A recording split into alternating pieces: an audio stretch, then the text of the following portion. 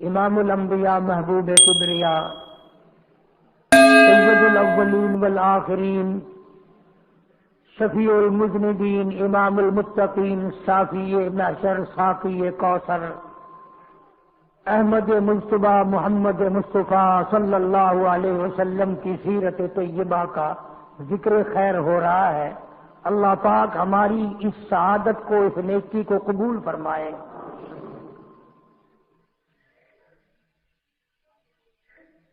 مالک کائنات نے ایک فیصلہ فرما دیا، لوگوں اگر تم میری اطاعت کرنا چاہتے ہو، میری فرما برداری کرنا چاہتے ہو تو میرے محبوب کریم صلی اللہ علیہ وسلم کی فرما برداری کرو۔ میرے نبی کی اطاعت میری اطاعت ہے، میرے نبی کی غلامی میری غلامی ہے، میرے نبی کی فرما برداری میری فرما برداری ہے۔ یہ قرآن کے آیت کا ترجمہ کر رہا ہوں۔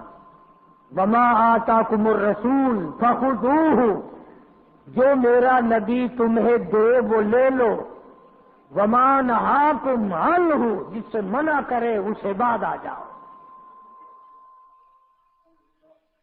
تمہاری دنیاوی زندگی، قبر کی زندگی، حشر کی زندگی، پلسرات سے گزرنے کی زندگی اسی طرح پر کامیاب ہو سکتی ہے کہ ہاتھ تیرا ہو اور دامن کالی کملی والے کا ہو صلی اللہ علیہ وسلم،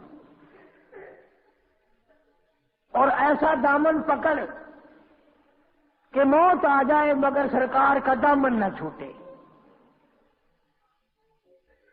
رات ہو، دن ہو، شادی ہو، غمی ہو، ملازمت ہو، مزدوری ہو، زراعت ہو، کاروبار ہو، ہر معاملے میں تجھے اس بات کی جستجو رہے، تجھے اس بات کی تلاش رہے کہ میرے محبوب کی اداؤں کے خلاف نہ ہو جائے۔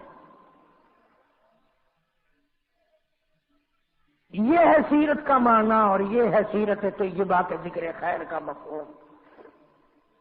آج ہم لوگ اپنی مرضی، کہیں قوالیاں ہو رہی ہیں، ڈھول دھماکے بج رہے ہیں، یعنی بیسط نبوت کیا ہے، مقصد نبوت کیا ہے؟ اللہ پاک نے جو اتنا بڑا نبی بھیجا اس کی بھی تو کوئی منشا ہوگی۔ نبی آئے جھوٹ کو مٹانے کے لیے، سچائی کو زندہ کرنے کے لیے، بدماشی کو مٹانے نبی تشریف لائے، شرافت کو زندہ کرنے کے لیے نبی صلی اللہ علیہ وسلم تشریف لائے۔ آج ہم نے مقصد نبوت کو جھٹلایا، بدماشی زندہ ہے، شرافت مردہ ہے، سچائی دب رہی ہے، جھوٹ ناچ رہا ہے۔ گانے بجانے، بدماشی، فحاشی، قریانی، ان ساری چیزوں کو محمد کریم صلی اللہ علیہ وسلم نے مٹانے کا حکم دیا۔ اور اگر طاقت کے بلبوتے پہ ایسا کر رہے ہو تو طاقت بڑوں بڑوں کی مٹ گئی۔ میرے اور تمہارے نبی، ساری کائنات کے نبی، زمین آسمان والوں کے نبی، فرشتوں اور ستاروں کے نبی، درختوں اور پرندوں کے نبی، مالک کائنات کے نبی حضرت محمد الرسول اللہ صلی اللہ تعالی علیہ وسلم نے ارشاد فرما دیا، لوگوں فرمایا میری بات کو پلے باندھ لو، اپنے آپ کو اس بات پر پکا رکھو، یقین جما کے رکھو، جب تک لوگ بدماشی سے، جھوٹ سے، فنکاری سے دور رہیں گے، اللہ کی رحمت ان کے چاروں طرف رہے گی۔ رحمت زمین سے ابلے گی، رحمت آسمان سے برسے گی، رحمت چاروں طرف سے آئے گی۔ اللہ کے نبی نے فرما دیا، جب تم جھوٹ بولنے لگو گے، بدماشی کرنے لگو گے، عیاشی کرنے لگو گے، حرام خوری کرنے لگو گے، اللہ کے نبی نے فیصلہ فرما دیا تم سب پہ خدا کی لعنت برسے گی۔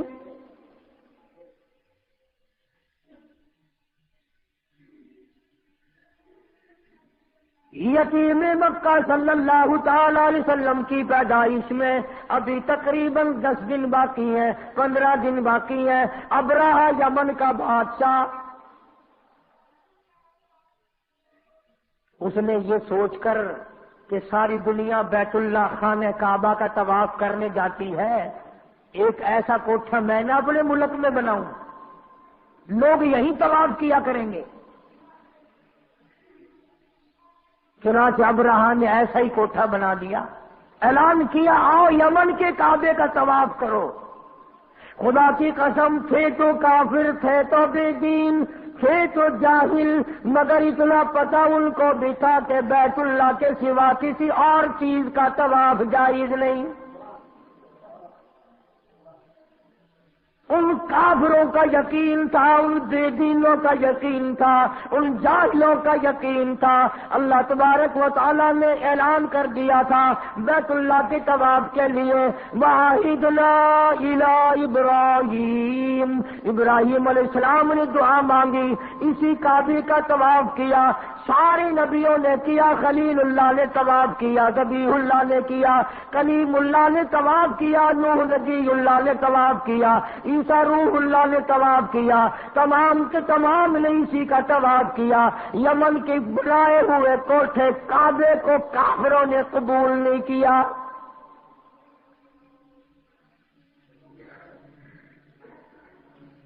یہ تو اب ترقی کا دور ہے نا، ہر شہر میں کعبہ بنایا اور گھومنے کھڑے ہو گئے۔ یہ اللہ کے گھر کی توہین ہے۔ اللہ پاک نے اعلان کر دیا فیہ ان اول بیت وضع للناس للذی ببکۃ مبارکا وہدی للعالمین۔ ساری زمین پہ، ساری کائنات پہ اور لوگوں سب سے میں نے پہلا اپنا گھر بنایا، عزت والا بنایا، مکے میں بنایا، فیہ آیات بینات مقام ابراہیم۔ ابراہیم خلیل اللہ نے بنایا، اسماعیل ذبیح اللہ نے پتھر اٹھا اٹھا کر پکڑائے، سیدہ ہاجرہ جیسی مائی پانی لاتی ہے، حضرت سارہ جیسی روٹیاں پکا کے لاتی ہے، اور دنیا کے مسلمانوں اور مسلمان پاکستان کے ملتان کے مسلمانوں ذرا کعبے کا مستری تو دیکھو خلیل اللہ ہے، کعبے کا مزدور تو دیکھو ذبیح اللہ ہے، بنانے والے کی گھر والی تو دیکھو، مزدور کی اماں سیدہ ہاجرہ تو دیکھو۔ اللہ نے قرآن میں جس کا ذکر فرمایا، ارے یہ کعبہ نبیوں نے بنایا، اللہ نے بنوایا۔ آج اگر تیرے جیسا میرے جیسا کوئی اور بنا بیٹھے، ہزاروں نہیں کروڑوں کعبے بنائے، خدا کی قسم وہ کعبہ طواف کے لائق نہیں ہو سکتا۔ یہ کعبے کی توہین ہے، بیت اللہ کی توہین ہے، اس بنانے والے مستری کی توہین ہے، اس بیت اللہ کے مزدور کی توہین ہے، اور پانی لانے والی ہاجرہ کی توہین ہے، روٹیاں پکا کر کے لانے والی سارہ کی توہین ہے۔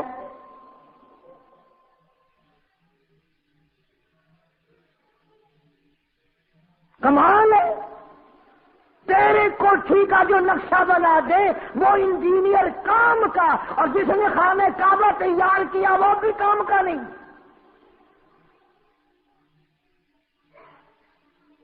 اچھا تو نبی کا غلام ہے۔ یمن کے بادشاہ نے کعبہ بنایا، لوگوں نے طواف کرنے کے بجائے پخانہ کر کر کے اس کا کوٹھا بھر دیا۔ دیکھا کیسے رد کیا۔ ابرہہ کو آگ لگ گئی، کہنے لگا جب تک اس کعبے کو میں گرا کے نہ ہوں، جب تک اس اللہ کے گھر کو منہدم نہ کر دوں، اس مکے والے خانے کعبے کو ملیا میٹ نہ کر دوں، لوگ اس وقت تک میرے کعبے کو نہیں مانیں گے، میرے بنائے ہوئے کو نہیں مانیں گے۔ طاقت کے بلبوتے پر اٹھا، ہاتھیوں کی فوج لے کر آیا۔ کس وقت لے کر آیا؟ جبکہ دو جہان کے سردار حضرت محمد الرسول اللہ صلی اللہ تعالی علیہ وسلم شکم مادر میں ہیں۔ ابرہہ نے آ کر کے عرفات کے قریب مزدلفہ کے بائیں طرف وادی محشر میں ڈیرا لگا دیا. عبد المطلب جو حضور کا دادا ہے اس کے اونٹ وہاں چل رہے تھے. ابرہہ بادشاہ کے سپاہیوں نے سرکار دو عالم صلی اللہ علیہ وسلم کے دادا کے اونٹ پکڑ لیے. عبد المطلب کو پتا چلا وہاں مکے میں کہ میرے اونٹ بادشاہ ایک آیا ہوا ہے, ہاتھیوں کی فوج ہے, بڑی طاقتور فوج ہے, اور وہ اونٹ پکڑ بیٹھا میرے اور کعبے کو گرانے آیا. عبد المطلب اس وقت بیت اللہ کے متولی تھے, انچارج تھے. تو یہ گئے اور ابرہہ سے ملاقات کی. وہ سمجھا شاید یہ کوئی کعبے کے بارے میں بات چیت کرنے آئے ہوں گے, کچھ لو کچھ دو کی بات کریں گے. چلو اور نہیں تو میں یوں ہی طے کراؤں گا, 1 سال تیرے کعبے کا طواف ہوگا, 1 سال میرے کعبے کا طواف ہوگا. 1 سال لوگ ادھر آئیں گے, 1 سال لوگ ادھر جائیں گے. عبد المطلب تشریف لائے اور ابرہہ سے ملاقات کر کے کہا کہ بھئی تیرے سپاہیوں نے میرے ناجائز اونٹ پکڑ لیے ہیں, میں اپنے اونٹ چھڑانے آیا ہوں. نے کہا کمال ہے, آپ کعبے کے متولی نہیں؟ کہ ہاں ہوں. کعبے کی چابیاں تمہارے پاس نہیں؟ کہ ہاں میرے پاس ہے. یہ کمال ہے تیری, کعبے کی بات نہیں کرتا, اونٹوں کی بات کرتا ہے. تجھے اپنے اونٹوں کی پڑ گئی, تو کعبے کی بات کر. ہاں کس طرح کرنا ہے؟ عبد المطلب نے جواب دے دیا, اونٹ میرا مال ہے, اس لیے میں چھڑانے کے لیے آیا ہوں. اور یہ تیرے دل میں غلط خیال ہے, کعبہ میرا نہیں, کعبے والا کوئی اور ہے. بیت اللہ میرا نہیں, بے شک چابیاں میرے پاس ہے, بے شک وہاں کا انتظام میرے پاس ہے, بے شک میں وہاں کا متولی ہوں, لیکن تیرا خیال غلط ہے. کعبے کا مالک میں نہیں, کعبے کا مالک تو وہ ہے جو تیرا بھی مالک ہے, میرا بھی مالک ہے.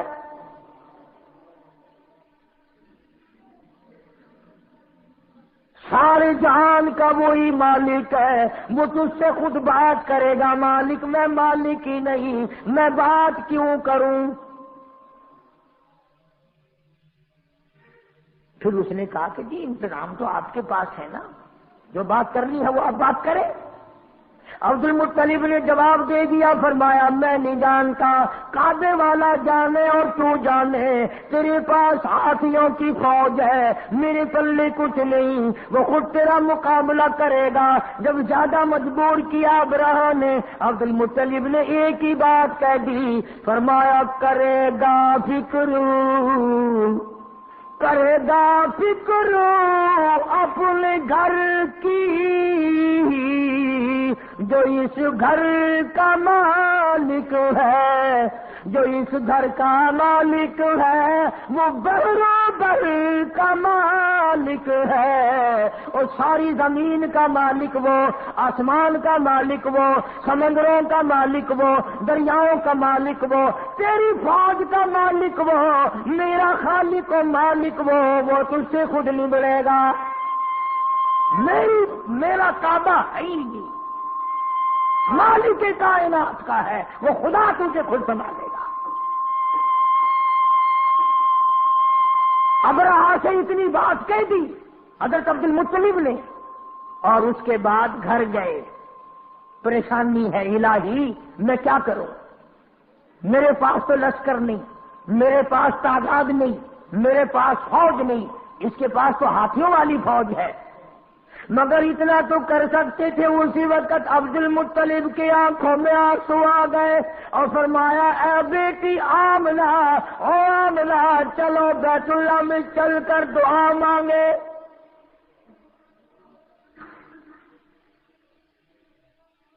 عبد المطلب نے سیدہ آمنہ کو ساتھ لیا، مدنی کریم صلی اللہ تعالی علیہ وسلم پیٹ میں ہے، چلی جا رہی ہے، اور کعبے میں لے گیا دادا، اور ہاتھوں میں غلاف کعبہ پکڑا دیا۔ حضرت آمنہ کے ہاتھوں میں غلاف کعبہ ہے، اور حضرت آمنہ دعا مانگ رہی ہے۔ حضرت سیدہ آمنہ کہتی ہے، مولا تیری مرضی، تو کریم ہے، تو رحیم ہے، تو خالق و مالک ہے۔ فرمایا دعا مانگی جناب، دعا مانگی جناب آمنہ کو پاس بٹھلا کر، الہی نصرت غیبی تو ہم کو اب مہیا کر۔ یا لسان بچہ جو ابھی ہے بطن مادر میں، بشارت تھی کہ اس کا نور چمکے گا تیرے گھر میں۔ مولا ہم نے تو سنا تھا کہ اس گھر کو بسانے والا آنے والا ہے، اور آج اس بیت اللہ کو ہاتھیوں کی فوج لے کر گرانے آیا دشمن۔ سیدہ آمنہ کی آنکھوں سے آنسو گر رہے ہیں، دعا مانگ رہی ہے، اور تمہیں تو دعا بھی نہیں مانگنی آتی۔ کسی آدمی سے اگر قرض مانگنا ہو نا، پیسے مارنے ہوں، کتنی باتیں بناتا ہے، پریس کرتا ہے، فلاں پہ بھی چاہیے، فلانے پہ بھی چاہیے، فلانے پہ بھی چاہیے، بس اتفاق کی بات ہے، ضرورت پڑ گئی، میں نے سوچا تھا چلو فلانے دوست کو کبھی آزمایا نہیں، آج آزما لوں، دیکھوں کیا کرتا ہے۔ 100 کروڑ باتیں بنا کر پھر 4 پیسے کا سوال کرتا ہے، اور اس مولا سے تو ایک دفعہ بھی نہیں کہتا، اور میرے مولا تو میرا خدا ہے، میں تیرا بندہ ہوں، میں تیرا دروازہ چھوڑ کر جاؤں کہاں؟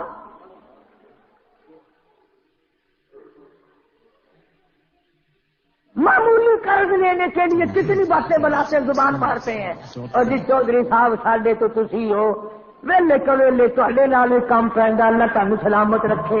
شیخ صاحب، مرزا صاحب، خان صاحب، تسی کدے جواب ہی نہیں دیتا جی ماشاءاللہ، اے ساڈے بچے نے تسی آپ ماترو بنے ہوئے ہو، کتنی گلاں ماردا ہے۔ لیکن یہاں بیٹھ کے نہیں کہتا ہوں میرے مولا میں سیاکار ہوں، گناہ گار ہوں، تیرے در کا خطا وار ہوں، ہزاروں نہیں لاکھوں کروڑوں گناہوں میں ڈوبا ہوا ہوں، زمین کے ذرہ سے زیادہ میرے گناہ، سمندر کے قطروں سے زیادہ میرے گناہ، زمین کے ذرہ سے زیادہ میرے گناہ، درختوں کے پتوں سے زیادہ میرے گناہ، آسمان کے ستاروں سے زیادہ میرے گناہ، یہ سب کچھ ہے، پر میرے مولا بتا میں جاؤں کہاں؟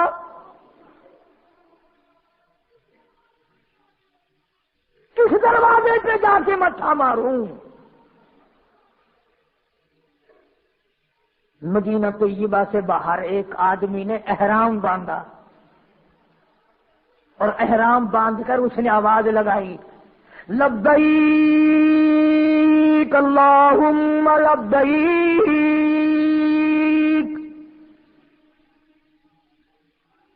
حاضر ہوں، تیرے دربار میں حاضر ہو گیا ہوں۔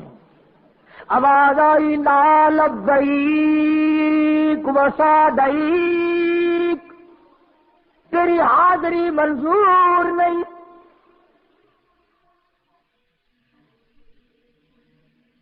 بڑے میاں تھے، یہ احرام باندھنے والے بزرگ آدمی تھے، ایک برابر میں نوجوان کھڑا ہوا تھا، اس نے بھی آواز سنی، وہ کہنے لگا بڑے میاں جب منظوری نہیں تو کیا کرو گے جا کے؟ جب آواز آ گئی کہ منظور ہے ہی نہیں تو دھکے کھا رہے ہو؟ بڑے میاں کی آنکھوں میں آنسو آ گئے، فرمایا بیٹا تو ایک دن یہ آواز سن کر گھبرا گیا، مجھے یہ آواز سنتے سنتے 53 سال گزر گئے، مجھے یہ آواز سنتے سنتے 53 سال گزر گئے، پر آج تک میرے دماغ میں بھی یہ بات نہیں آئی کہ اگر یہاں منظور نہیں تو وہاں چلا جاؤں۔ ارے منظور ہو یا نہ ہو میں جاؤں کہاں؟ میں اور کہاں جاؤں؟ بس اتنی بات جب منہ سے نکلی، آواز آئی، آج ہم نے تمہارے یکدم 54 حج قبول کر لیے۔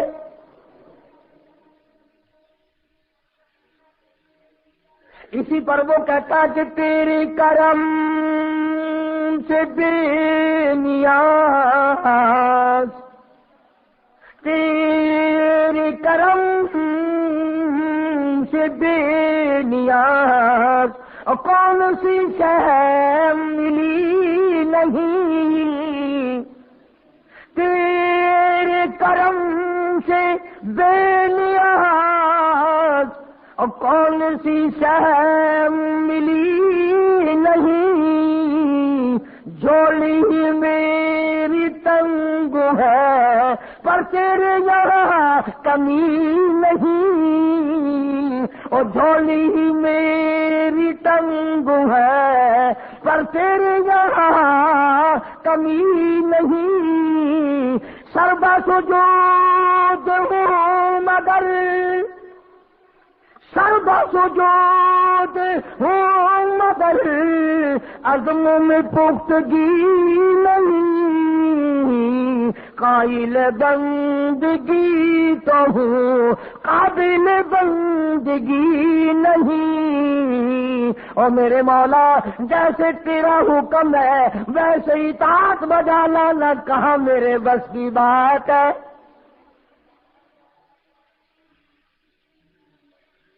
دعا مانگی سیدہ آمنہ رضی اللہ تعالیٰ عنہ نے، سرکار کے دادے نے دعا مانگی، آواز آئی عبد المطلب جب تم نے میرا دروازہ کھٹکھٹا دیا، اور اگلی بات یاد کر کے لکھ کے لے جاؤ، کیا مزیدار بات ذہن میں آئی ہے۔ آواز آئی عبد المطلب تو دعا مانگتا بات اور تھی، سارا مکہ مانگتا بات اور تھی، سارے قریش والے دعا مانگتے بات اور تھی، آمنہ اکیلی دعا مانگتی بات اور تھی، میں تیری جھولی کیسے خالی لوٹاؤں، آمنہ پیٹ میں میرے محبوب کو لے کے آئی ہے صلی اللہ علیہ وسلم، اور فرمایا اب میں نے اتنا قبول کر لیا، لشکر کی حاجت نہیں، فوج کی ضرورت نہیں، قریش والے بھی جاؤ، سردار آرام کرو، مکے والوں سو جاؤ، فرشتوں تمہاری ضرورت نہیں، جنوں تمہاری حاجت نہیں، آج ہاتھیوں کی فوج کے مقابلے کے لیے کسی کی ضرورت نہیں، آمنہ جب تو کالی کملی والی کو لے کے آ گئی، میں بھی تمہیں ایسی جنگ کر کے دکھاؤں گا جس سے میری خدائی سمجھ میں آئے، نرالی جنگ ہوگی آج۔ عبد المطلب نے جب یہ بات کہہ دی کہ کعبے والا کعبے کی بات کرے گا تو میں ہی کروں گا، جبریل ہٹ جا، اسرافیل ایک طرف ہو جا، میکائیل اپنی طاقت کو الگ رکھو، سارے فرشتوں ایک طرف ہٹ جاؤ، آج نرالی جنگ ہوگی۔ نرالی کیسے ہوگی؟ فرمایا ابرہہ کے ہاتھی لڑیں گے، میں خدا کی چڑیا لڑے گی۔ قرآن ہے، قرآن کہانیاں نہیں ہیں یہ، ڈولے نہیں ہیں۔ فرمایا میری خدائی تمہارے دماغ میں جب آئے گی، ایک طرف ہاتھی ہوں گے، ایک طرف ٹولے کی چڑیا ہوگی، خدائی طاقت کا مقابلہ ہوگا۔ بس دیکھتے دیکھتے ابرہہ نے اپنی فوج کو چلنے کا حکم دیا، ہاتھی چلے، فوج چلی، اور آسمان کی طرف بادل سے دکھائی دیے، بادل سے دکھائی دیے، دیکھتے دیکھتے ہزاروں لاکھوں کروڑوں چڑیا جمع ہو گئی۔ جیسے فوج کو جب تک حکم نہیں ملتا اس وقت تک حملہ نہیں کرتی، بادل چھایا ہوا ہے، چڑیا گھوم رہی ہے اور انتظار ہے کہ کب بٹن دبے گا۔ ادھر سے آواز آئی الم تر کیف فعل ربک باصحاب الفیل الم یجعل کیدہم فی تضلیل وارسل علیہم طیرا ابابیل۔ چڑیاؤ برساؤ بم، اب بتاؤ ذرا سی چونچ ہے، اتنی اتنی ننھی منی کنکریں پنجوں میں اٹھا رکھی ہیں چڑیوں نے پنجوں میں ذرا ذرا سی کنکریں اٹھا رکھی ہیں۔ اب میں نہیں کہتا کسی جماعت کا فیصلہ نہیں، کسی پارٹی کا فیصلہ نہیں، قرآن کہتا ترمیہم بحجارۃ من سجیل، برسی کنکریں۔ قرآن کہتا ہے ایک ایک کنکر 7 ہاتھیوں کے اندر سے گزرتی۔ خدا جس کے ساتھ ہو پھر چاہے چڑیا کیوں نہ ہو۔ فجعلہم کعصف مأکول، قرآن کہتا ہے چڑیوں کی کنکریوں نے اس طرح ہاتھیوں کو چھلنی کر دیا جیسے گھاس چارے کو جانور منہ میں چبا کے کر دیا کرتا ہے، چبایا ہوا گھاس بنا کے رکھ دیا۔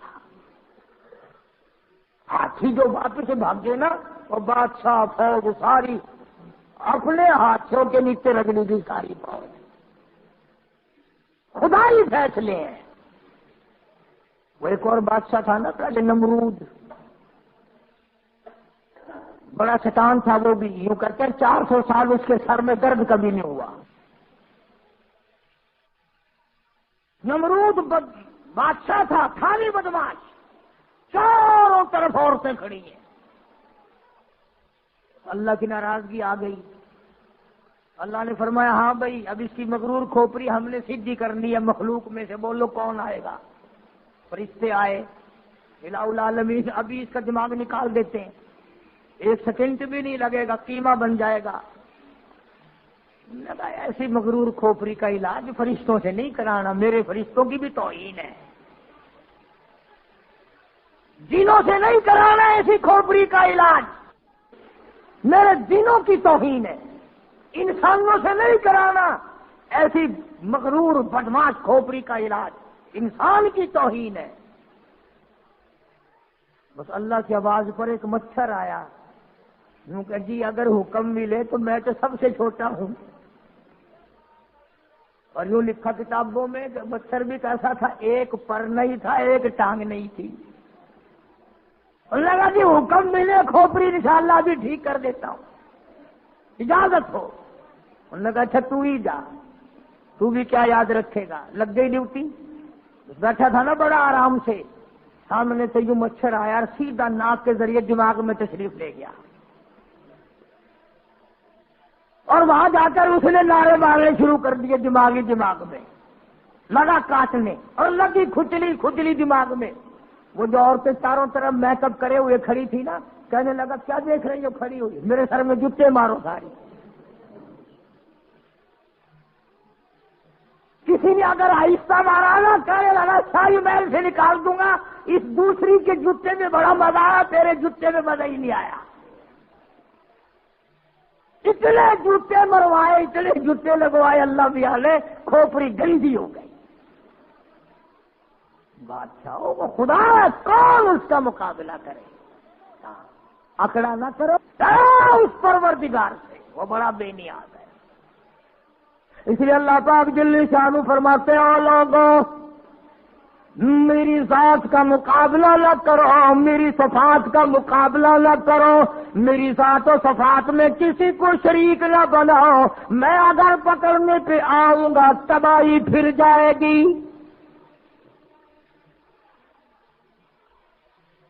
اب رہا گیا اپنے کعبے کو بنانے آیا تھا، سب کچھ کھو بیٹھا۔ عرض کرنے کا مقصد یہ تھا کہ محمد عربی صلی اللہ علیہ وسلم ہمارے لیے رحمت بن کر آئے، ہمارے لیے کرم بن کر آئے، رؤوف بن کر آئے، رحوم بن کر آئے، رحیم بن کر آئے، مہربانیوں والا نبی بن کر آئے، شافی معشر بن کر آئے، ساقی کوثر بن کر آئے، شفیع المذنبین بن کر آئے، محمد عربی صلی اللہ علیہ وسلم امت والے قرآن والے بن کر آئے۔ ارے سوچنے والی بات تو یہ ہے کہ نبی نے ہمیں قرآن دیا اور ہم نبی کے یہاں نبی کے دروازے پہ نبی کے حضور میں ہر وقت بدماشیاں پیش کریں۔ جامع ترمذی کی حدیث ہے کہ ہر پیر کے دن اور ہر جمعرات کے دن ہر امتی کا نامہ اعمال آقا کے سامنے پیش کیا جاتا ہے۔ ذرا سوچو تو صحیح، یہ میرا تیرا عمل دیکھ کر حضور خوش ہوتے ہوں گے؟ نماز نہیں ہے، قرآن کی تلاوت نہیں ہے، زبان سے سچی بات نہیں ہے، دماغ میں ایک بات سمائی ہوئی ہے کہ دکان پہ بیٹھ کے جھوٹ بولنا کوئی جھوٹ ہے، یہ تو کاروباری لائن ہے نہ، کاروباری لائن میں بیٹھ کر کے غلط کام کرنا جائز ہے؟ اس کا مطلب تو یہ ہوا کہ گھر میں بدمعاشی نہ کرو، دکان پہ بے شک بدمعاشی کرو۔ اصل بات یہ ہے کہ ہمارے دل میں خوف نہیں۔ جناب مدنی کریم صلی اللہ تعالی علیہ وسلم کا ایک دیوانہ پروانہ سچا غلام غلطی کر بیٹھا، شیطان نے غلطی کرا دی۔ ماعز سلمی رضی اللہ تعالیٰ عنہ نوجوان صحابی حضور کی خدمت میں آیا اور جا کے عرض کرنے لگا، اے کالی کملی والے، قد ہلکت، میں ہلاک ہو گیا، میں برباد ہو گیا، میں تباہ ہو گیا،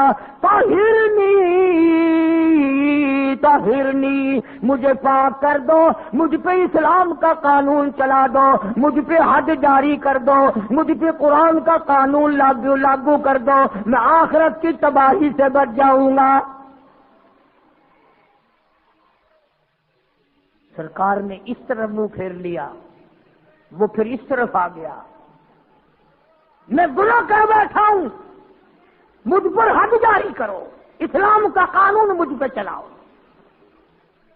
پھر دوسری طرف آ گیا، حضور کریم صلی اللہ علیہ وسلم نے حکم دے دیا، جاؤ مدینے سے باہر لے جاؤ، اس کو پتھر مار مار کے مار دو، اس نے زنا کیا ہے، غلطی کی ہے۔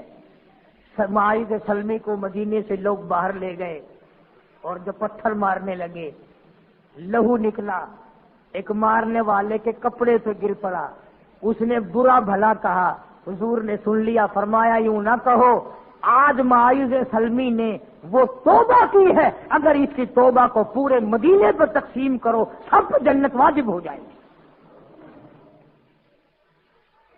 کسی نے پکڑا نہیں، کسی نے دیکھا نہیں، رپورٹ نہیں کی کسی نے، خود بخود آخرت کا ڈر لگا۔ میں ان کے عیب نہیں تمہیں سنا رہا، بلکہ ایک بات بتا رہا ہوں کہ ان کے دل میں خوف تھا، ان کا اصل میں قیامت پہ ایمان تھا، میرا تیرا ہے ہی نہیں، قبر پہ یقین نہیں، قیامت پہ یقین نہیں، حساب و کتاب پہ یقین نہیں۔ ایک عورت سے غلطی ہوئی، حضور کریم صلی اللہ علیہ وسلم کے دربار میں آئی، خود اقرار کرتی ہے، اعتراف کرتی ہے، بلکہ اس پر اصرار کرتی ہے کہ مجھے سزا دو جو قرآن میں ہے۔ فرمایا تو پیٹ سے ہے، تجھے حمل ہے، پتھر تجھے ماریں گے، وہ بچہ مرے گا، اس کے قتل کا ذمہ وار کون بنے گا؟ ہائے ہائے ہائے، امام الانبیاء کا ڈر دیکھو، امام الانبیاء کا خوف دیکھو کہ جو بچہ تیرے پیٹ میں ہے وہ مر جائے گا، اس کے قتل کا ذمہ وار کون بنے گا؟ ارے یہ لاکھوں کروڑوں ہزاروں عمل گرانے والے لوگوں، تم قیامت کے دن سور سے بھی بدتر ہو کے اٹھو گے۔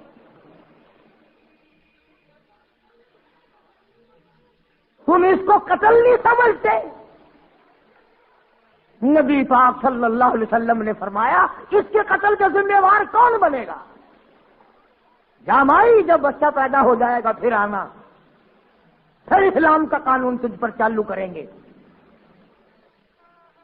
ایمانداری کی بات ہے، کتابیں اٹھا کر دیکھ لو، اسے کوئی بلانے نہیں گیا دفتر کا آدمی، ہاں مائی اب تو فارغ ہو گئی، بچہ پیدا ہو گیا، وہ تو نے یوں کیا تھا نا، چل تجھے سزا ملے گی۔ یوں لکھا کتابوں میں، جب وہ لڑکا پیدا ہو گیا، یوں جھولی میں اٹھا کر سرکار کے دربار میں آئی، کالی کملی والے اب تو مجھے پاک کر دو، یہ بچہ پیدا ہو گیا، قرآن کا قانون مجھ پہ چلاؤ۔ اب حضور نے فرمایا اس کو دودھ کون پلائے گا؟ اس کو پالے گا کون؟ اگر اس طرح سے یہ مر گیا تو اس کا ذمہ وار کون بنے گا؟ روتی دھوتی پھر چلی گئی، اور اس توجہ کرنا، اس وقت پوچھنے لگی جی किस वक्त लेके आऊं इसे? यूं फरमा दिया कि जब ये रोटी खाने लग जाए, जब ये रोटी खाने लगेगा ना, जब तुझे वो सजा दी जाएगी। यूं लिखा किताबों में कि चंद महीने का था, हाथ में टुकड़ा दे के ले आई, जोड़ी में देख लो हाथ में टुकड़ा, तो खाता भी होगा ना। अब मेरे ये कदम इस खुदा की जमीन पे नहीं पड़ने चाहिए, खुदा की जमीन पे मेरे कदम नहीं रखे जाने चाहिए। मेरे ये मनहूस कदम है, अल्लाह की पाक जमीन है। हम में से भी कभी किसी ने खता मानी? एक गुनाह करना और एक करना क्या है? सारा जहान कर रहा है, मैं कर रहा हूं तो क्या है? इसी को खुदाबंद करीम ने ऐलान करके फरमा दिया, इन्ना बत्शा रब्बिका लशदीद, मेरी पकड़ बड़ी सख्त है। ऐसा वक्त मैं लाऊंगा, जनाजा उठाने वाला कोई नहीं, कफन देने वाला कोई नहीं, गुस्ल देने वाला कोई नहीं, कब्र में दफन करने वाला कोई नहीं। सिरची तुम्हारी होगी, खोपड़ियां तुम्हारी होंगी, कुत्ते घसीटेंगे। अक्ल करता है आदमी, किसी को डॉक्टरी पे नाज है, किसी को अफसरी पे नाज है, किसी को पीरी फकीरी और मौलवी पढ़ने का फख्र है, किसी को हाजी और नमाजी पढ़ने का फख्र है। फरमाया क्या फख्र करोगे? मेरे दर पे आओगे तो तुम्हें पता चल जाएगा। ये तो भाई सीधी सादी बात है, मैं भी जोर लगा रहा हूं, जब मौत आएगी खुद ब खुद पता चल जाएगा कि सारी दुनिया में और सारी जिंदगी में मैं क्या करता रहा हूं। वहां तो आंखों के इशारे भी लिखे जा रहे हैं, जुबान से जो कलमा निकलता है वो भी लिखा जा रहा है, हर चीज रिकॉर्ड में है, रिकॉर्ड में। तो हमारे नबी हजरत मोहम्मद करीम सल्लल्लाहु ताला अलैहि वसल्लम ने हर चीज का नमूना बनकर दिखलाया, खा के दिखाया, पी के दिखाया, सो के दिखाया, अपनी शादियां करके दिखलाई, अपनी बच्चियों की शादियां करके दिखलाई, अपने अजीजों रिश्तेदारों की शादियां करके दिखलाई, बीमार भी होके दिखाया, मदीने का बादशाह बन के भी दिखाया और अपने पेट पे दो दो पत्थर बांध के भी दिखाया। एक एक वक्त में एक एक बकरी की रान भी खा के दिखाई और कई कई वक्त में दरख्तों के पत्ते चबाकर अल्हम्दुलिल्लाह पढ़ के भी दिखाया। जनाब आयशा सिद्दीक़ा रज़ियल्लाहु ताला अन्हा फरमाती हैं कि कई मर्तबा ऐसा होता था, महीनों महीनों एक खजूर का दाना और एक पानी का प्याला, पानी भी मोल मिलता था, अंदाजा लगाए एक पानी का प्याला, पानी भी रद्द के नहीं, और एक खजूर का दाना। तो किसी ने हजरत आयशा सिद्दीक़ा रज़ियल्लाहु ताला अन्हा से पूछा कि अम्मा कैसे वक्त गुजरता था?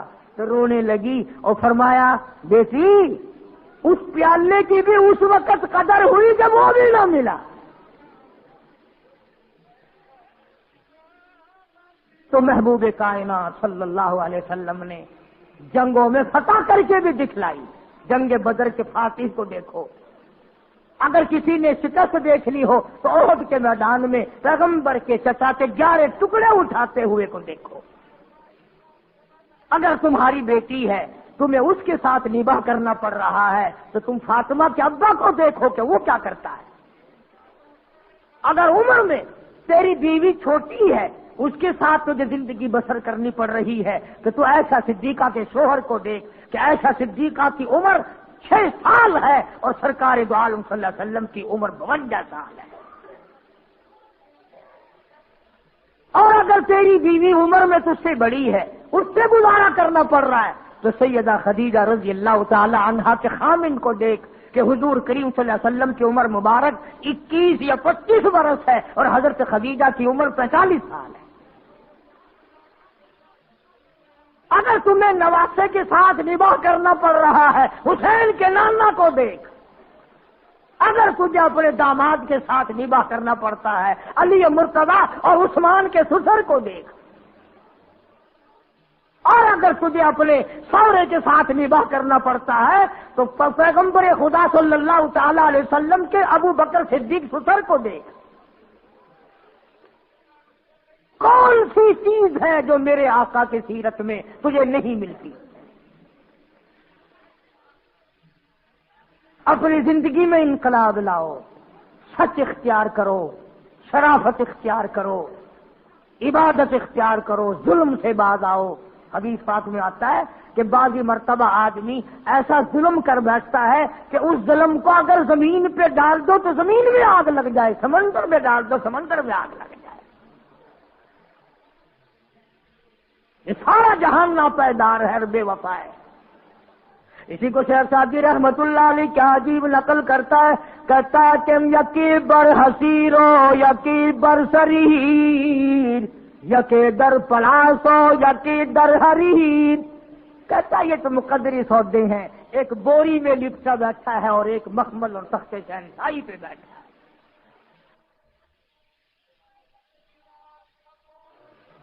فرمایا یکی رات شب و روز مصحب دست، یکی رات شب و روز مصحب دست، یکی خوبتا در کنج میں خانہ مست.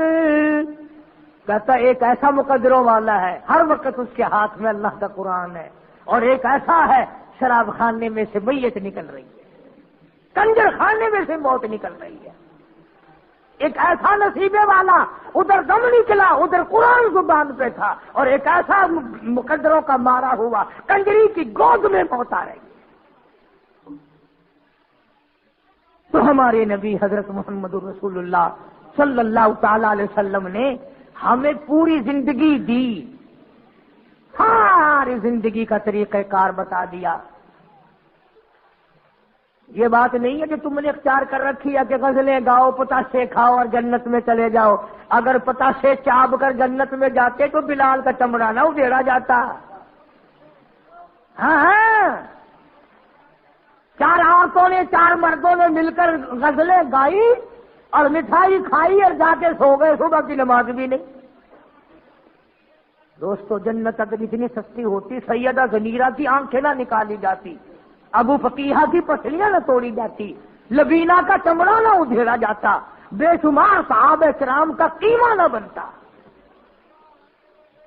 بڑی عجیب بات کہی، مجذوب نے فیصلہ کر دیا. مجذوب کہتا کہ واہ غفلت یہ تیری ہستی نہیں، صحابہ کرام کا قیمہ نہ بنتا. بڑی عجیب بات کہی، مجذوب نے فیصلہ کر دیا. مجذوب کہتا کہ واہ غفلت یہ تیری ہستی نہیں، واہ غفلت یہ تیری ہستی نہیں، دیکھ جنت اس قدر سستی نہیں. واہ غفلت یہ تیری ہستی نہیں، دیکھ جنت اس قدر سستی نہیں. اور راہ گزر دنیا ہے بستی نہیں، راہ گزر دنیا ہے بستی نہیں، ہوش کر کچھ جائے مستی نہیں. کچھ عقل کر، دماغ لڑا، مخال تو نہیں. اس لیے قرآن کریم نے اعلان کر دیا اولئک الذین کفروا بآیات ربہم ولقائہ فحبطت اعمالہم فلا نقیم لہم یوم القیامت وزنا. او میرے بندے، بدیوں کا پلڑا بھر کے لایا، نیکیوں والے میں ہائی کچھ نہیں، تو لوں کیا؟ ٹول تو جب ہی لگے گا نا جب دونوں پلڑوں میں کچھ وزن ہوگا. ایک پلڑے میں جب کچھ ہے ہی نہیں تو لوں کیا؟ یوم القیامت وزنا، وزن کس بات کا کرو؟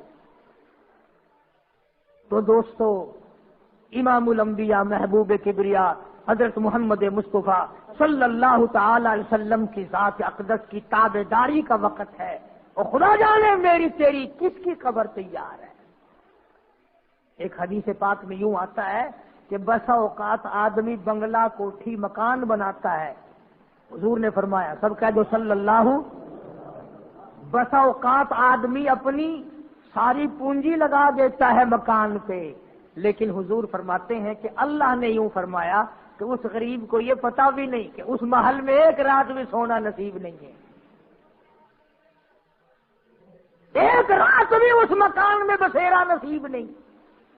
موت آ جائے گی، اور ارشاد فرمایا محمد عربی صلی اللہ علیہ وسلم نے کہ بسا اوقات آدمی سیرا باندھ کے چلتا ہے، شادی کی یاری ہے، خوشی ہے، ناچ رہا ہے، خوشیوں میں پھولا نہیں سماتا، لیکن اس غریب کو یہ پتہ بھی نہیں کہ جس دلہن کو لینے چلا ہوں ہاتھ لگانا بھی نصیب نہیں ہوگا.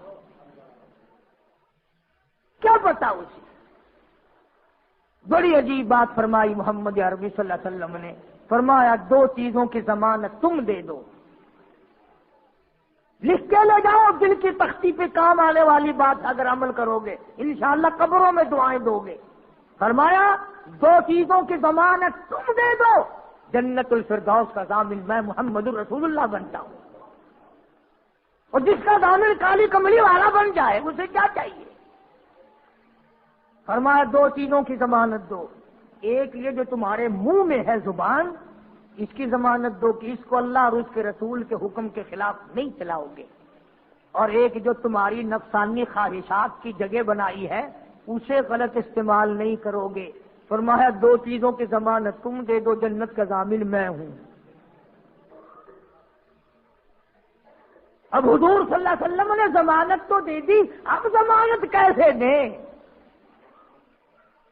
اب ضمانت کہاں سے لائیں؟ یوں ہی اگر پچھلے ٹانگے میں برقع نظر آ جائے نا، ایسے مڑ مڑ کے دیکھتے ہیں جیسے ان کا سونا گر پڑا ہو سڑک پہ. یہ ضمانت پکی ہو رہی ہے، پہلے عبوری تھی کنفرم ہو رہی ہے. کیا بدماشی کرنا ہو رہا ہے، چٹی داڑھی، کیا دیکھ رہے ہو؟ کیا کرو گے دیکھ کر ان کو؟ یہ تو بھیڑ بکریاں ہیں. اسی لیے خدا سے قرآن نے فیصلہ کر دیا کہ جب لوگ بدماش ہو جائیں گے، دل حرام سوچے گا، آنکھ حرام دیکھے گی، ہاتھ حرام چلے گا، کان حرام سنیں گے، اللہ فرماتے ہیں پھر میں بھی ٹھوک کے فیصلے کروں گا. پھر ٹھوک کا فیصلہ آئے گا. اذا السماء انشقت، آسمان پھٹ پڑے گا، زمین چیر کر کروڑوں آدمیوں کو اندر لقمہ بنا کر لے جائے گی. اس لیے استغفار کرو، توبہ کرو. محمد عربی صلی اللہ علیہ وسلم کی سیرت کا خلاصہ یہ ہے کہ قرآن پہ عمل کیا جائے، درود شریف کی کثرت کی جائے. اللہ پاک مجھے اور آپ کو عمل کی توفیق عطا فرمائے. وآخر دعوانا الحمدللہ رب. اشهد ان سيدنا وسندنا ونبينا وشفيعنا وهادينا ومرشدنا ومولانا محمدا عبده ورسوله أرسله بالحق بشيرا ونذيرا صلى الله تعالى عليه وعلى آله وأصحابه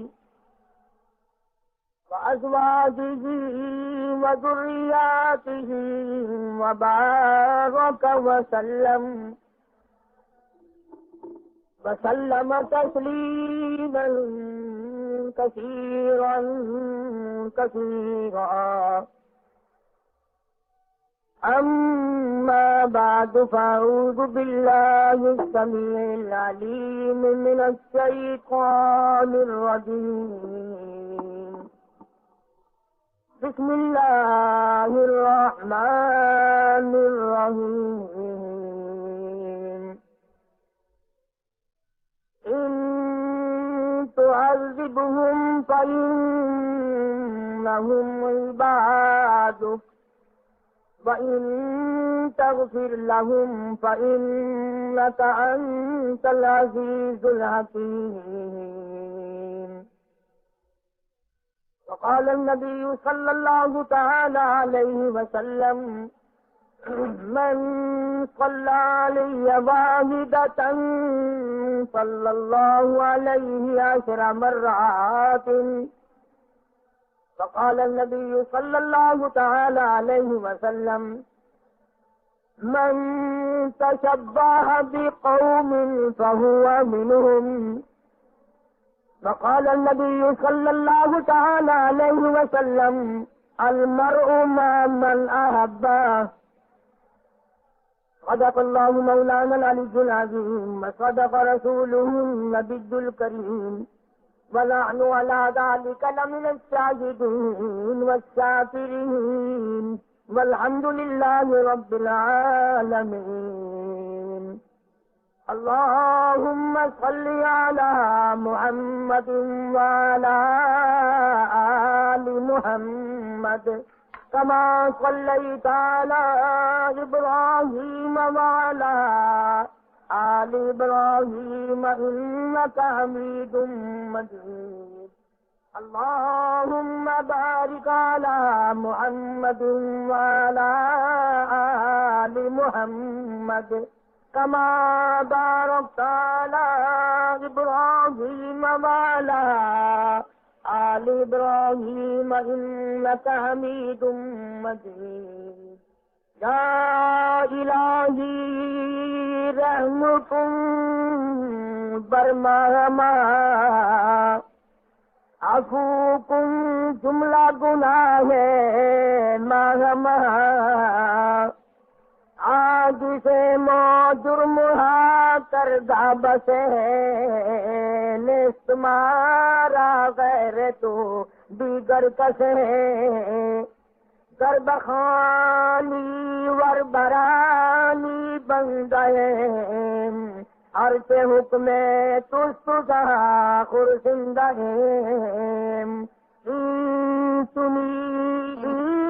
سنی پیغمبرو سردار ماں ربنا صل وسلم دائما.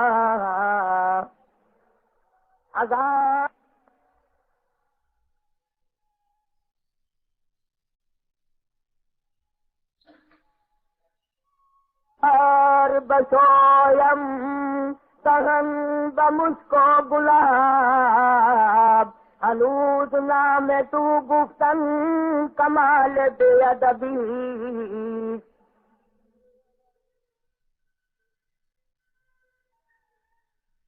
گزشتہ جمعے میں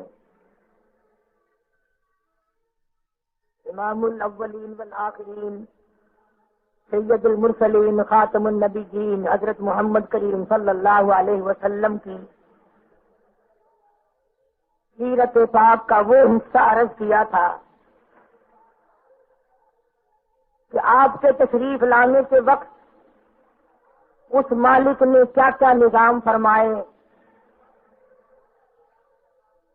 جس خدا نے اپنے محبوب کو مکے کی سرزمین پہ بھیجا اس خدا نے سارے انتظام فرمائے. دنیاوی نظام کو ختم کرتے چلے گئے. سائے پسند نہ آئے اس کردگار کو بے سایہ کر دیا اس سایہ دار کو. ابھی ماں کے پیٹ میں تھے تو یتیم ہو گئے. گھٹنوں کے بل ابھی چلنے لگے تھے. تھوڑی سی عمر ہے 2-3 سال کے قریب عمر ہے. سیدہ آمنہ گود میں لے کر 2 جہان کے سردار کو مدینے پہنچی. ننہال گئی. حضور کے نانوں کے یہاں لے کے چلی گئی مدینے پاک میں. اندازہ لگاؤ ماں کے پیٹ میں ابا چل بسا. ابھی تھوڑی سی مختصر سی عمر ہے. سرکار مدینہ صلی اللہ علیہ وسلم بیٹھے ہوئے دیکھ رہے ہیں امی سامنے دنیا سے جا رہی ہے.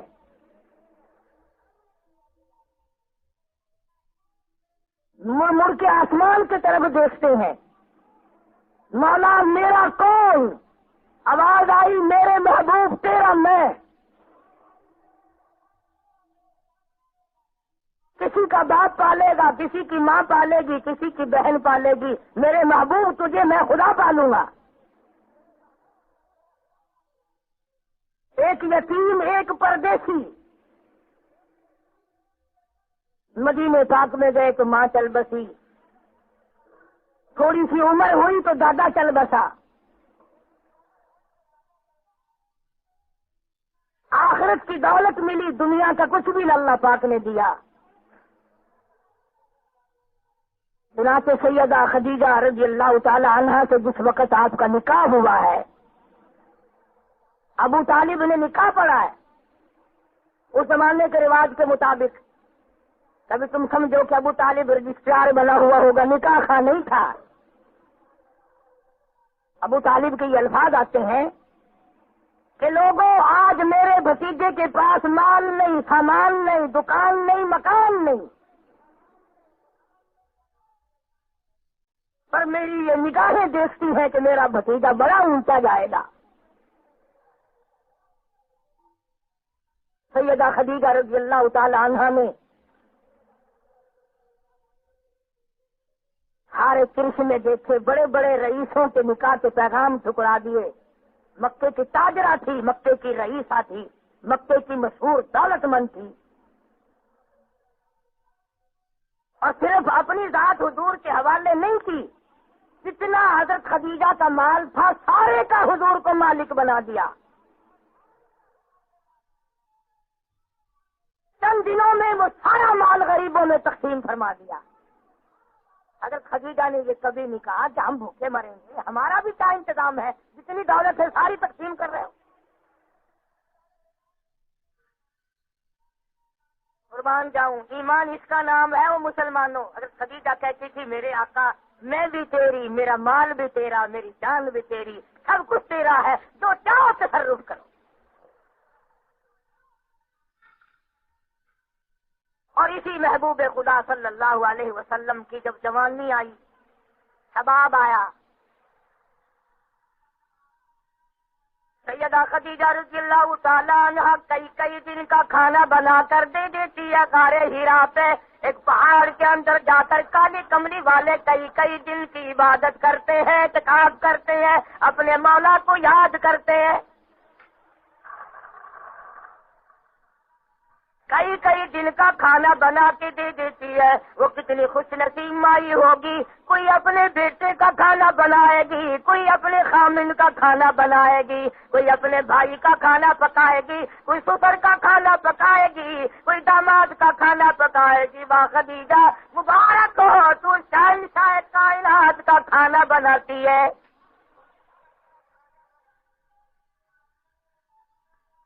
غار کے اندر بیٹھ کر اللہ اللہ کرتے ہیں, کیا فرماتے ہیں, اپنے مولا کو یاد کرتے ہیں. ایک دن کا موقع آیا, ایک سبز لباس والا غار میں سامنے آیا اور آتے کہتا اقرا یا محمد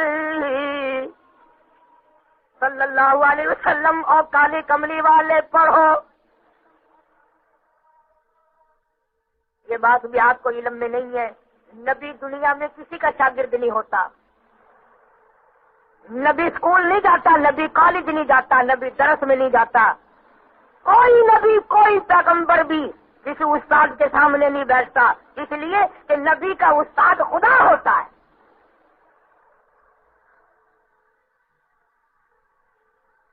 نبی کو تعلیم آسمان سے ملتی ہے, عرش عظیم سے تعلیم نبی کو دی جاتی ہے.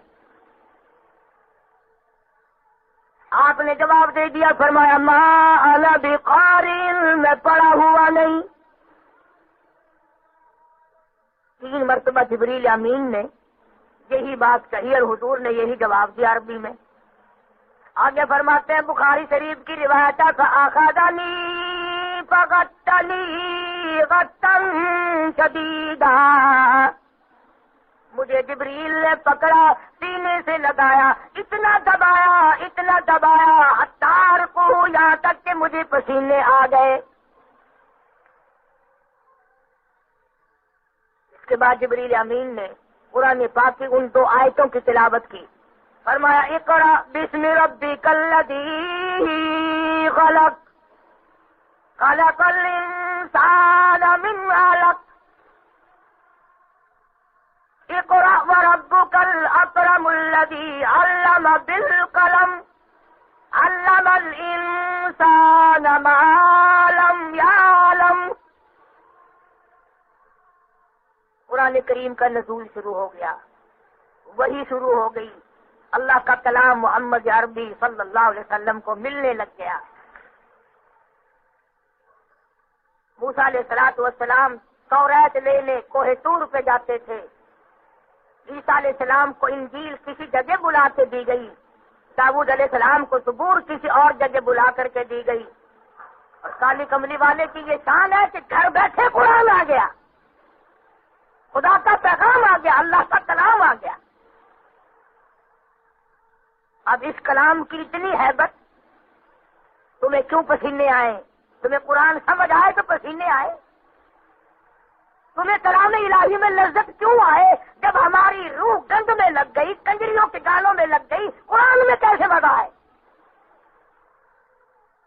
اب سرکار پہاڑ سے اترے اور اپنے گھر میں تشریف لائے، کانبا چڑھا ہوا ہے، کپ کپی تاری ہے، گھبراہٹ ہے، گھر میں تشریف لائے، سیدہ خدیجہ کو فرمانے لگے زملونی زملونی زملونی زملونی دثرونی دثرونی، اور میری خدیجہ مجھے میری کملیاں اڑا دے، مجھے میری چادر اڑا دے، بڑی سردی لگ رہی ہے، تیرجفونی، مجھے بڑی سردی چڑھی ہوئی ہے، انی اخاف علی نفسی، اور خدیجہ مجھے اپنی جان کا ڈر ہے، میں ڈر رہی ہوں، میں ڈر رہا ہوں، مجھے سردی چڑھی ہوئی ہے، میرا کمبل اڑا دو، میری چادر مجھے اڑا دو، میرا موٹا کپڑا مجھے اڑا دو۔ فرمایا انی اخاف علی نفسی، میں ڈرتا ہوں میری جان نہ چلی جائے۔ اگر آپ کی توجہ ہے تو بڑا لطف آئے گا، اور نبی کی بات کی طرف توجہ کر، کمیا قبر میں تجھے کام آئے گا، حشر میں کام آئے گا، اوکھے وقت تمہیں کام آئے گا جب کوئی کام نہیں آتا۔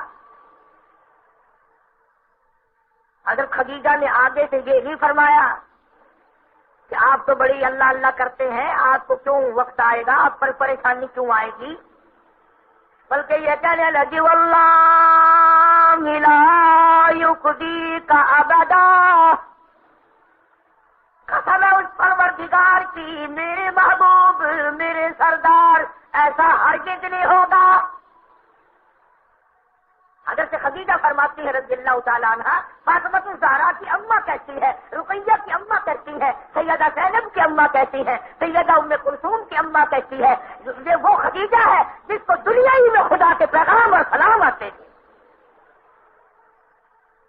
کیا بات کہی سیدہ خدیجہ رضی اللہ تعالیٰ عنہ نے، واللہ لا یخزیک ابدا، ہرگز ایسا نہیں ہوگا۔ کیوں ایسا نہیں ہوگا؟ خدیجہ کہتی ہے اس لیے کہ آپ مہمان نوازی فرماتے ہیں، اس لیے کہ آپ مہمان نوازی کرتے ہیں، غریبوں کی ہمدردی کرتے ہیں، یتیموں کے وارث بنتے ہیں، محتاجوں کے آپ سہارا بنتے ہیں، اس لیے آپ کے ساتھ ایسا ہرگز نہیں ہوگا۔ سیاڑی عورت جو ہوگی گھر میں اپنے خامن کو تو تسلی دے گی، اور اندر اندر کوئی تجویز بھی کرے گی، تدبیر بھی کرے گی، کچھ سوچے گی کہ کیا کرنا چاہیے۔ عقل مند عورت ہوگی، خامن بیمار آ جائے، باہر سے پریشان آئے، وہ کہے گی کوئی گلی کوئی نہیں، اللہ ساڈا وارث ہے، سانو بالکل خیر ہے۔ بخار تیز میں چڑھا ہوا ہو نا، ہاتھ لگا کے کہتی ہے ایویں گرم گرم ہوئے ہو، سانو کتنے بخار ہے، میں سانو چاہ بنا کے دینی ہے، اور انشاءاللہ پسینہ آیا، طبیعت سیٹ ہو گئی، کانو تھی دوائی پائی ہے، پریشان ہو گئے ہو۔ شانی جیڑی ہوگی کمڑی آخر میں بیمار، آخر میں تیرے نالوں پہلے بیمار ہاں۔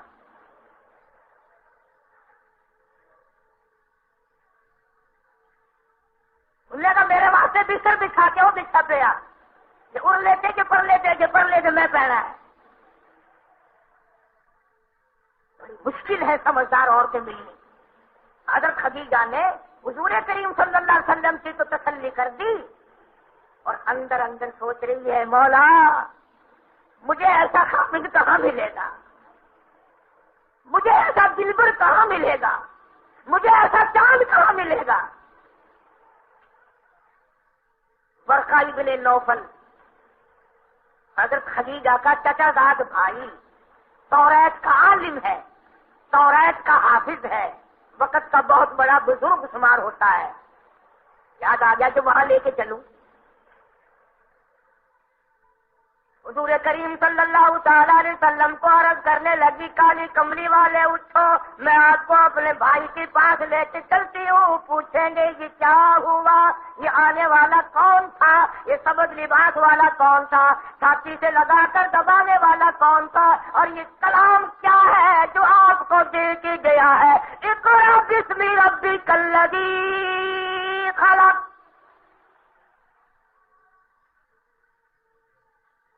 کیا وقت ہوگا، سرکار انبیاء صلی اللہ علیہ وسلم آگے آگے چل رہے ہیں اور حضرت خدیجہ پیچھے پیچھے چل رہی ہیں، اور ورقہ ابن نوفل اپنے بھائی عالم سیانے بزرگ کے پاس لے کے گئی اور کہنے لگی ذرا خیال کرو، میں بہت ڈر رہی ہوں کہیں میرے اجڑنے کا وقت نہ آ جائے، میں نے تو سارا عرب چھوڑا، سارے رئیس چھوڑے، سارے تاجر چھوڑے، سارے سردار چھوڑے، میں نے تو آمنہ کے در یتیم سے نکاح اس لیے کیا تھا کہ یہ دین و دنیا کی مجھے بات ساتھ مل گئی۔ بھائی جان ذرا دیکھو تو صحیح انہیں کیا ہوا، پہاڑ کی غار میں ان کو کون ملا، یہ بہت ڈر رہے ہیں، بڑے گھبرائے ہوئے ہیں، ذرا دیکھو تو صحیح۔ ورقہ ابن نوفل نے کہا کہ وہ مجھے کلام سناؤ جو تمہیں وہاں کلام بتایا گیا۔ سلطان کے دوستو، خدا کی قسم کلام خدا ہو، زبان مصطفیٰ ہو، کلام عرش والے کا ہو، زبان مدینے والے کی ہو، کیا مزہ آیا ہوگا۔ مدنی کریم صلی اللہ تعالی علیہ وسلم نے تلاوت فرما دی اقرأ بسم ربک الذی خلق خلق الانسان من علق اقرأ وربک الاکرم الذی علم بالقلم علم الانسان ما لم یعلم۔ جب یہ کلام الہی سنا، توریت کے عالم نے، توریت کے حافظ نے، ورقہ ابن نوفل نے آنکھوں سے آنسو شروع ہو گئے، رونے لگا اور کہنے لگا خدیجہ مبارک ہو، اور پریشان خدیجہ، ازردہ خدیجہ، پریشان حال خدیجہ، مبارک ہو، لکھا مبارک ہو، کروڑوں مبارک ہو، اربوں مبارک ہو۔ خدیجہ تو تاجر کی بیوی نہیں، تو سردار کی بیوی نہیں، تو کسی مکے کے نوجوان کی بیوی نہیں، تو قریش کے خاندان کی بیوی نہیں، مبارک ہو، تو شہنشاہ کائنات کی بیوی ہے۔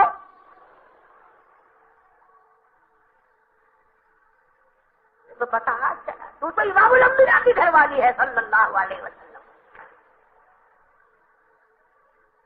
میری توریت میں یہ موجود ہے کہ آخر الزمان پیغمبر آئیں گے، ان کو قرآن ملے گا۔ خدیجہ مبارک ہو، جولی تیری ہوگی، کلام خدا کا آیا کرے گا۔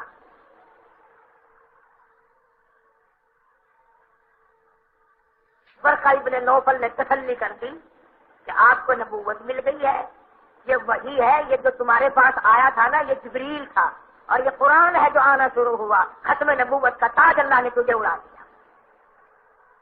توجہ ہے سب کی۔ اگلی بات بڑی نازک سی ہے، یہ باتیں تو ساری مزے کی تھی نا۔ امام الانبیاء ہونا بڑا مزیدار ہے، قرآن کا آنا بڑی اچھی بات ہے، خدیجہ کا اتنے عظیم نبی کی بیوی بن جانا بڑی بات ہے۔ ورقہ ابن نوفل نے جو اگلی بات کہی وہ بڑی فتح کی۔ کہنے لگا خدیجہ اے کاش میری عمر بڑی زیادہ ہو چکی ہے، موت بالکل قریب ہے، صبح شام کا ہوں، اے کاش میں اس وقت زندہ ہوتا، میں اس وقت موجود ہوتا، میں بھی اس وقت ان کی کچھ مدد کرتا جب مکے کے لوگ ان کو گلیوں میں پتھر ماریں گے۔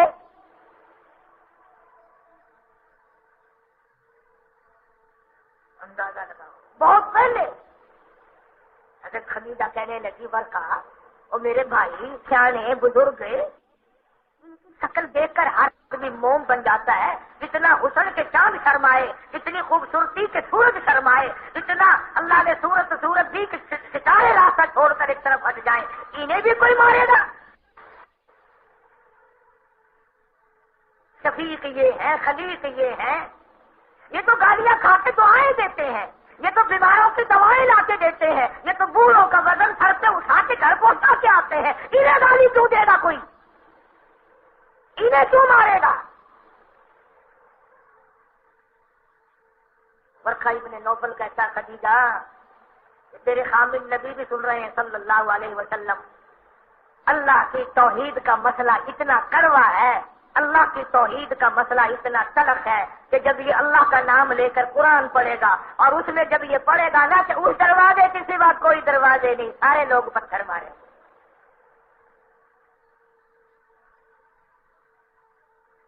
اب اندازہ لگا مکہ مکرمہ ہے، بیت اللہ شریف ہے، خانہ کعبہ ہے،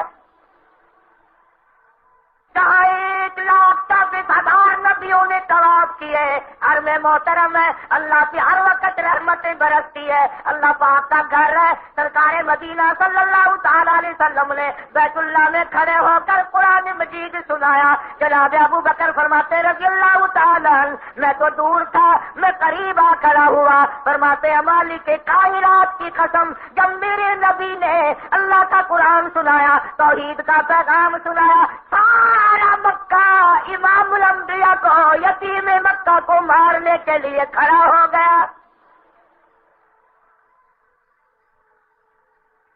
دھکے دیے، کوئی ادھر سے دھکا دیتا ہے تو ادھر سے دھکا دیتا ہے، عتیبہ ہے، عتبہ ہے، شیبہ ہے، ولید ابن مغیرہ ہے، ابو جہل ہے، ابو لہب ہے۔ اندازہ لگاؤ ذرا، کلیجے پہ ہاتھ رکھ کے تو سوچو، مار کھانے والا ایک اور مارنے والے سارے۔ جناب ابو بکر رضی اللہ تعالیٰ عنہ فرماتے ہیں یہ مقدروں والے لوگ تھے جو نبی کے اس وقت کام آئے جب لوگ نبی کو مارتے تھے۔ ظالموں کچھ تو سوچو، آج نبی کی سنت ہم اس وقت بھی نہیں اپناتے جب ہمیں پوچھنے والا بھی کوئی نہیں، پریشانی کوئی نہیں۔ جناب ابو بکر رضی اللہ تعالیٰ عنہ فرماتے ہیں میں آگے بڑھا، عتبہ کو دھکا دیا، عتیبہ کو دھکا دیا، ولید ابن مغیرہ کو پرے دھکے دیا، کسی کا ہاتھ پکڑا، کسی کی ٹانگ پکڑی، کسی کو ادھر کیا، بکے والوں میرے آقا کو نہ مارو، شہنشاہ کائنات کو نہ مارو، یتیم مکہ کو نہ مارو، امام الانبیاء کو نہ مارو۔ صدیق اکبر فرماتے ہیں میرے بچاتے بچاتے، میرے منع کرتے کرتے، میرے ہٹاتے ہٹاتے ایک کمیلا اٹھا، اس نے کپڑا محمد کریم صلی اللہ علیہ وسلم کی گردن میں ڈال لیا، حضور کے گلے میں ڈال لیا، اور اتنے بل چڑھائے، اتنے بت چڑھائے، اتنا گھونٹا۔ ابو بکر فرماتے ہیں میری آنکھوں نے دیکھا امام الانبیاء کی آنکھیں باہر نکل آئی۔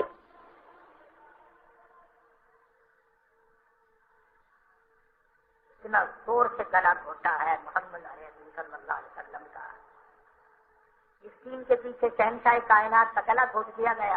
تو پھونک مار کے جنت میں جانا چاہتا ہے، تو یوں ہی سیدھا سیدھا جنت میں جا گھسے گا۔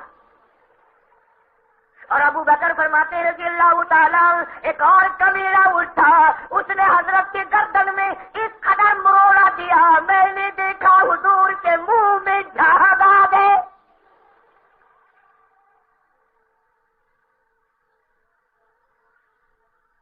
اور میں نے ان سے پوچھا مکے والوں مکان تمہارا نہیں چھینا، دکان تمہاری نہیں چھینی، مال تمہارا نہیں لیا، عزت کا جھگڑا کوئی نہیں، شہنشاہ کائنات کو کیوں مارتے ہو؟ سارے کہنے لگے اجعل الآلہۃ الہا واحدا ان ھذا لشیء عجاب۔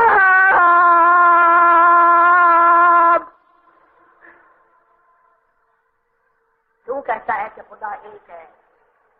کیوں کہتا ہے کہ حاجت روا ایک ہے؟ کیوں کہتا ہے کہ مشکل کشا ایک ہے؟ کیوں کہتا ہے کہ سب کو رزق دینے والا ایک ہے؟ کیوں کہتا ہے کہ سب کو اولاد دینے والا وہ ایک ہے؟ یہ گناہ بتایا کافروں نے۔ اور پھر آگے سنو، ابو بکر صدیق سب کا رضی اللہ تعالیٰ عنہ، آئے آئے قربان ہو جاؤں، حضور کو چھڑاتے چھڑاتے وہ کمینے حضور کو چھوڑ کر ابو بکر پہ چل پڑے، اتنا مارا اتنا مارا۔ سیدہ اسماء ابو بکر کی بیٹی کہتی ہے رضی اللہ تعالیٰ عنہ کہ سر پہ اتنے جوتے مارے کہ یعنی اندازہ لگا، آج کوئی بھائی کی حمایت میں مار کھائے گا، کوئی مامے کی حمایت میں مار کھائے گا، کوئی ابا کی حمایت میں مار کھائے گا، کوئی بیٹے کی حمایت میں مار کھائے گا، کوئی رشتہ داروں کی حمایت میں مار کھائے گا، کوئی اپنے دوستوں کی حمایت میں مار کھائے گا۔ واہ ابو بکر، تو نے امام الانبیاء کی حمایت میں اتنی بڑی مار کھائی۔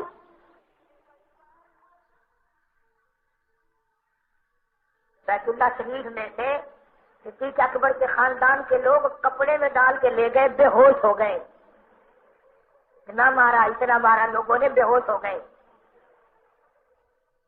جناب صدیق اکبر رضی اللہ تعالیٰ عنہ کو تیسرے دن جا کے ہوش آیا۔ نبی کی محبت میں، نبی کی غلامی میں، نبی کی عاشقی میں اتنی مار کھائی، تیسرے دن ہوش آیا۔ ذرا سی آنکھ کھول لی ابو بکر کی، زبان کو حرکت دی، لب ہلے ابو بکر کے، ابو بکر کی اماں جس کا 3 دن سے دم نکلا جاتا ہے، میرے بیٹے کا برا حال ہے، پتہ نہیں بچے گا بھی کہ نہیں، بولتا نہیں، کھاتا نہیں، پیتا نہیں۔ ذرا سی آنکھ کھول لی ابو بکر صدیق رضی اللہ تعالیٰ عنہ نے۔ پہلا سوال میرے آقا کا کیا حال ہے، میرے نبی کا کیا حال ہے، میرے محبوب کا کیا حال ہے؟ اماں کہنے لگی چھوڑ اس کا نام جس کی وجہ سے تجھے مار پڑی، تیسرے دن جا کے ہوش آیا، میں قربان ہو جاؤں تیری اماں، او میرے بیٹے 3 دن سے حلق میں پانی کی بوند لگئی، دلیا لگا، یہ میں حریرہ بنائے بیٹھی ہوں، ذرا سا کھا لے، ذرا سا چاٹ لے، تیری اماں کے دل کو تسلی ہوگی، میرے بیٹے تیری عمر لمبی ہو، ان کا نام نہ لے، ان کی وجہ سے تجھے مار پڑی ہے۔ کیونکہ اکبر کی والدہ اس موقع پہ مسلمان نہیں، ابو بکر کی اماں مسلمان نہیں تھی اب تک۔ کمال ہے، جیسے کہ اتنا لوگوں نے تجھے مارا، اس کی وجہ سے آنکھ کھلی تو پہلے اسی کا نام لیا۔ آئے تم ہوتے نعوذ باللہ، میں ہوتا، ہم سارے کہتے توبہ توبہ توبہ۔ اب ہم نے نیڑے نہیں جانا کہ ان کے اللہ اللہ نے اتنی مار پڑی، ایسا نیڑے نہیں بیٹھو، ایسا اڑانا ہی نہ گھنسو۔ مگر یہ تو ابو بکر کا کہنے لگا اپنی امی کو، امی جان بات سنو، جب تک میں اس کالی کملی والے کا دیدار نہ کر لوں، زیارت نہ کر لوں، میری آنکھیں دیدار نہ کر لے، اس وقت تک تیرا دلیا بھی، تیرا حریرہ بھی، تیرا پانی بھی، مالک کائنات کی قسم مجھ پر حرام ہے، جب تک میں اپنے محبوب کی زیارت نہ کر لوں۔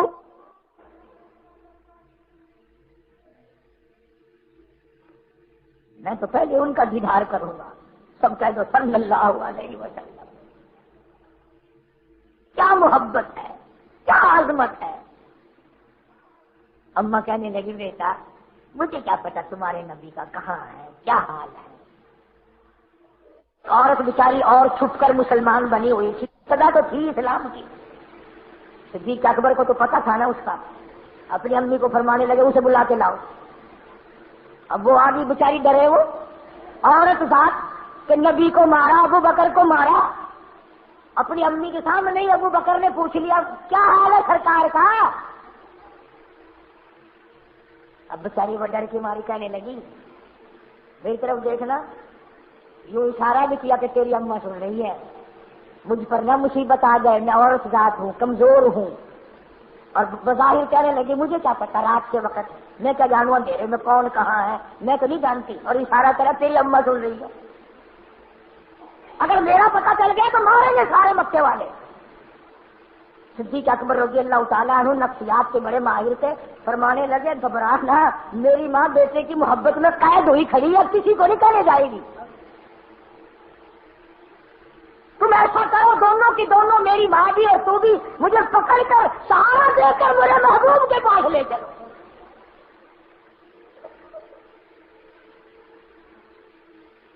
اللہ غنی، مسلمان تو نہیں تھی صدیق اکبر کی اماں، لیکن کہنے لگی میں ذرا دیکھ کے آؤں، گلی میں کسی کا آنا جانا تو نہیں، اس وقت لے کے چلیں گے جب سب سو جائیں گے، کوئی نہ دیکھے ہمیں۔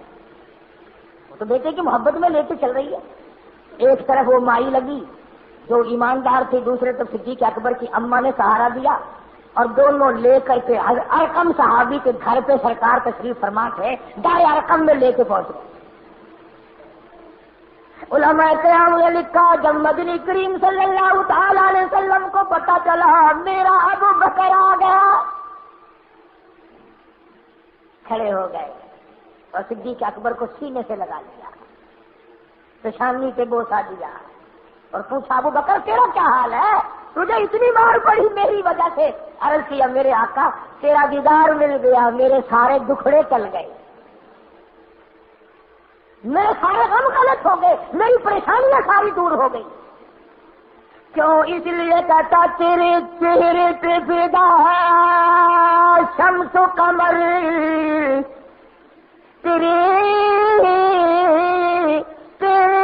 چہرے پہ فدا ہے شمس و قمر، تیری زلفوں پہ تصدق شام و سحر، رخسار پہ ٹھہرے کس کی نظر، رخسار پہ ٹھہرے کس کی نظر، تیری پیاری ادا کا کیا کہنا، او میرے آقا تیرا دیدار مل گیا، میرے دکھڑے چل گئے،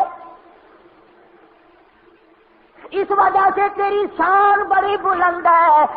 ابو بکر کہتا والاثر تیرے زمانے کی قسم، والاثر تیرے زمانے کی قسم، علم نشرح تیرے سینے کی قسم، والولد تیرے وطن کی قسم، تیری رہنے کی جگہ کا کیا کہنا، او کالی کملی والے تیری گلیوں کی او خالق قسمیں کھاتا، تیرا کیا کہنا۔ اتنی بلندی، اتنی رفعت، اسی کو کہتا براق اٹھتے جبریل رہے، رب رب بھی آگے جا نہ سکے، رب ادنو حبیبی ملنی کہے، رب ادنو حبیبی ملنی کہے، تیرے قرب خدا کا کیا کہنا، رب آواز پہ آ جا تو میرا محبوب ہے۔